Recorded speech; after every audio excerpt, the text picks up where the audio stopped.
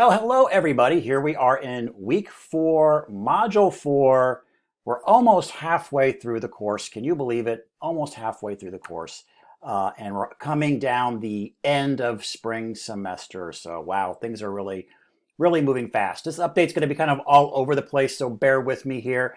But I want to make some observations about some of the homework that I'm seeing, and then also and your learning activities and the topic essay. So stay tuned with that. Talk a little bit about what we're doing this week as well. So let me start with some observations. So you guys are doing an absolutely phenomenal job on the topic essays, and I'll say the learning activities are some of the best I've ever seen. I've been doing this class, I don't know, 8 years. You guys are doing a fantastic job with that. So give yourself a pat on the back. If anything of what I'm seeing is some of you are actually going a little bit overboard, and you're probably cursing me like this class is way too much work. So for example, on the topic essays, they're generally like 5-paragraph essay formats, roughly, configuring to that. Some of you are handing in 5 or 6-page essays. Absolutely phenomenal work. In your feedback, I tried to give you a little bit of, leeway. So what I'm looking for in those essays, in the topic essays, is about 2 good pages. If you're going maybe a smidge to 3, but if you're going to generally, if you're going to flesh out that topic sufficiently, it's going to be about 2 pages. Now, obviously, you could write a whole textbook about some of these topics, but that's really what I'm looking for. If you're going deep into 3, 4, 5 pages, way too much work, and you're probably hating my guts because it's like, you're killing yourself writing these topic essays. Again, shoot for about 2 pages. For those of you that are getting like 1 page, well, you're probably a little bit light on content, and you're seeing some deductions on points. So again, 2 pages is the sweet spot. 2 nice pages, double spaced. Some of you are doing single spaced, and I'll take into account for that. There were a few that handed in a single space, single page. Obviously, double that. It's going to be 2 full pages, but double spaced. APA, I'm going to say the spirit of APA. I'm not grading on deep APA with this, but just the spirit of APA. Double spaced, how the margins work. If you can throw some in-text citations in there, great. But definitely, if I put a reference requirement on there, and usually I'm thinking for most of those topic essays, I think I require 2 references. One of those is going to be the textbook, guys. Absolutely. Absolutely use the textbook as a reference. Go find another one. There's a ton of other textbooks that are free on the internet. If you use Google Scholar, you can find another finance textbook out there. Because let me tell you, the principles of finance generally don't change. So if you find one from 20 years ago that's free, you could use that as your second site source, and you're done for the week. So, but make sure you're having those reference pages in there as well. Okay, so 2 pages, guys, is really all you need.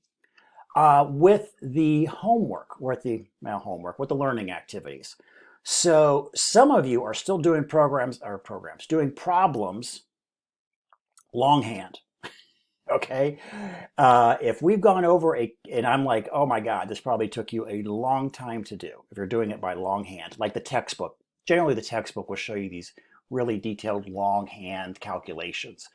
Watch, the lecture videos, because I'm introducing a bunch of, we're doing about 3 different calculators that are found out on the web where you just plug in numbers and it does it all for you. Okay. And that's what I want you to do. Now, you say, well, how do I, you say to get the full points, you got to show your work.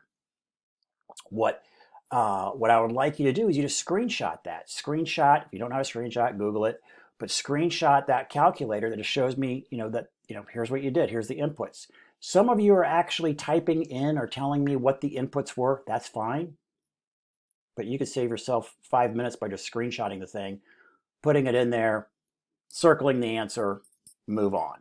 So I'm trying not to make these things too difficult. So if anything, guys, what you've done is you've erred on the side of putting a lot more work into these, into the learning activities and into the topic essays than my original intent. So Okay, so it's okay to kind of find that sweet spot with the work.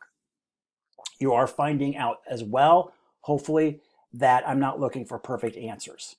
I'm looking for at least a good setup. If you take a good, like, okay, here's a person, they're using the right calculator that we talked about in the lecture. I know they did that. Okay, they missed, they used the wrong rate of return, but hey, that's okay. They're going to get a majority of the points for that problem. If you don't give me anything to go on and you just show me a correct answer, yeah, you probably got to get a few points off there. Who knows? Maybe you're going to the dark web and you're finding the answers. I have no idea, but you got to show me a little bit of the setup. Those of you that are getting full points are generally using those calculators, doing screenshots. You're getting full points. Those of you doing but longhand, well, you're getting some credit too, because that's just a ridiculous amount of work. So, all right, so there's some observations on that. Hopefully that helps you guys out on the second half of the course. One more thing I want to talk about, just to revisit what I talked about last week, and that is the homework situation, the learning activity. We're straddling two different editions of a textbook that's virtually almost the same.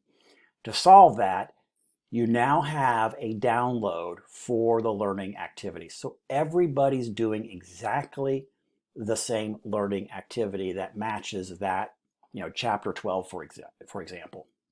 So make sure that there's a little download button right next to the PDF. So if you don't know how to do that, there's like a little bucket with an arrow. Click that. It may take you a few seconds to figure out what that icon is. But that'll actually download that Word document, and then you can not have to retype anything, and you can just start working from there.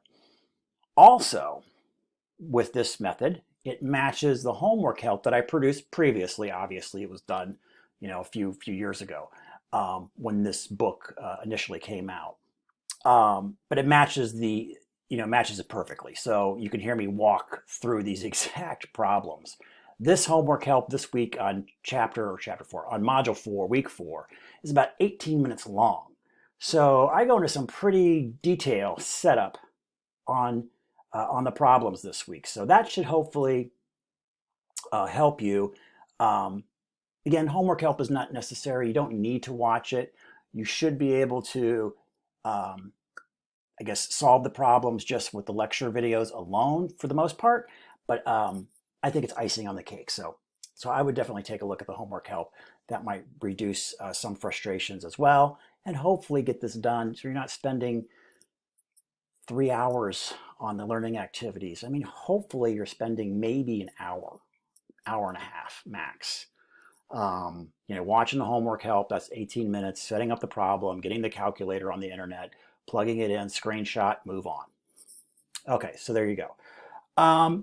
Another thing, because that addresses the homework helps and how we're doing homework from this point forward all the way through the course. The other thing to mention, let's jump into the course real quickly here. And we'll move that over. Just turn my video off. We'll go to the modules. So last week, I introduced to you guys our first case study. Okay, so hopefully some of you already turned it in. Congratulations, you turned it in last week. You didn't have to.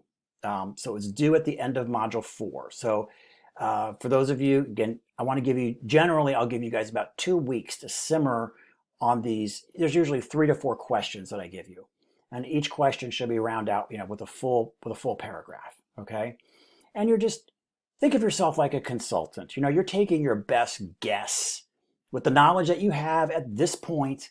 You're taking your best guess as far as what the answer is. Again, I'm just looking for critical thinking. I'm looking for that you're applying the terminology, some of the concepts that we've learned, time value of money. Hopefully, if you walk away from anything from this course, that money has a time value, and almost everything in finance is a derivative of that particular concept. But yeah, you're applying that knowledge. You're applying some of those theories that we've learned up to this point. Okay, due at the end of this week. Okay, guys. All you got to do is go back into the module and back into in module 3 and put it in the Dropbox there, and then you're good to go with that. Now let's jump in and take a look at just the general assignments that are due this week. Going to our modules, and we are down into module 4. And again, the extra credit, now that I see it on there, from introduced last week, okay, was extra credit. I think I have 1 or 2 more extra credit opportunities. They are not due until the end of the last day of the course. So if you need it, take it. If you don't worry about it. All right. So this week we have kind of our more normal week, if you will. So you're going to have your topic essay, your learning activity. Remember, homework help, all that, blah, blah, blah. Download the learning activity questions and problems for the week that are now a download versus trying to even match up what's in the back of the book. And then we have one more progress journal. Progress journals, easy points. All you got to do is talk to me and you get 25 points. So don't forget to talk to me and score those easy progress journal points. So let me, and with that, let me talk about some of you have some missing assignments. So here's my thing on late work. I mean, you can read the syllabus, and I use the standard policy, certain deduction every day on points. I very, very rarely will apply that. So if you have, if you've missed an assignment and you're thinking, oh, it's not worth it for me to turn it in, I'm not going to get any points from it, it's been too late. I do accept late work. Okay, there will be a haircut on points to be fair to those that turned it in on time. But let me tell you, for having doing this for 13 years, the thing that separates a letter grade for students is missing assignments, almost always, because it's such a deficit that it's hard to crawl out of that deficit. If you're missing, let's say a learning activity of 25 points, or you're missing a topic essay of 50 points, okay? This is a 1,000-point course, all right? You have already, one missing topic essay has already put you on the bubble of losing an A. And then if you just lose some natural points, just, normal points here or there, you're probably moving through that A. You kind of cashed in any reserve that you have, and you're moving to a B. So even if you were to turn in a topic essay and you did it good, and you did 2 full pages and you answered all the questions, and you got 35 points out of it, that can preserve your letter grade. So please turn in late work. I usually catch it because the grade book kind of shows me when you guys have submitted something, but if for some reason I don't catch it, just, hey, Chris, I turned it in, and then, I'll get it graded for you. I always double check before I hit the final button and submit your final grades. I check that. I just pour over that grade book and make sure I've gotten every point I can for you guys. With that being said, though, the turnaround on final grades from the time that you submit to the time where I am technically required to enter your final grades on Empower is only a matter of a few hours, actually. So I do not have really any opportunity to track people down. If a final exam or a midterm was missing, I really, and you haven't talked to me or emailed me or texted me or anything like that, sometimes I have to go with what the points are there. So just make sure we're kind of all cleaned up as we get towards the end of the course. If there's anything that's missing or you're communicating with me or whatnot. Okay. All right, so I think that kind of covers it in a rambling fashion, everything that we're doing for this week in the middle part of the course. It's like here in Toledo, Northwest Ohio, it's 80 degrees today. So gosh, I don't know. I think my air conditioning might actually turn on today, but hopefully whatever part in the country that you're in, you're enjoying the kind of post-Easter nice weather. And I hope everybody has a fantastic week, and I'll check in with you next week. Thanks.